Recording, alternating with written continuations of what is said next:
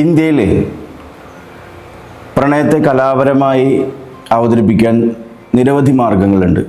അതിലൊന്നാണ് ഠുംരി. ഠുംരിയെക്കുറിച്ചാണ് ഇന്നത്തെ വീഡിയോ. ഠുംരി എന്നത് ഒരു സെമി ക്ലാസിക്കൽ കലാരൂപമാണ്. ഠുംരി എന്നുള്ള വാക്ക് ഉത്ഭവിച്ചിട്ടുള്ളത് ഠുമക്ന എന്ന് പറയുന്ന ഹിന്ദി വാക്കിൽ നിന്നാണ്. ഠുമക്ന എന്ന് പറഞ്ഞാൽ സംഗീതത്തിൻ്റെ താളത്തിനനുസരിച്ച് നടക്കുക എന്നാണ് അർത്ഥം.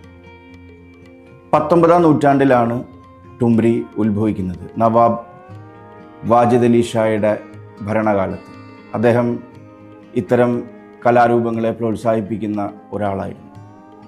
അതിനു മുന്നേ തന്നെ ലക്നൗവിലെ വേശ്യാവൃത്തിയുടെ ഭാഗം കൂടിയായിരുന്നു ഠുംരി. തവൈഫുകൾ എന്നറിയപ്പെടുന്ന ആ കാലത്തെ വേശ്യകൾ കവിതയിലും സംഗീതത്തിലും പ്രാവീണ്യമുള്ള ആളുകളായിരുന്നു. അവർ അവതരിപ്പിച്ചിരുന്ന ഒരു കലാരൂപം കൂടിയാണ്. ഈ സംഗീത രൂപത്തിൽ പറയുന്നത് പ്രണയം മാത്രമാണ്.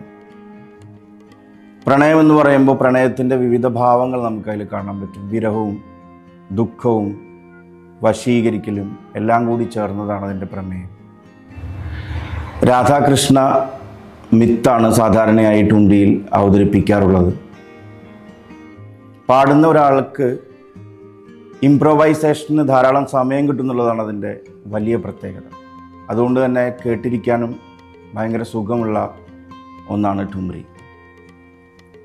കാക്കരു സജ്നി ആയന ബാലം എന്നത് വളരെ പ്രശസ്തമായിട്ടുള്ള ഒരു ഠുംരിയാണ്.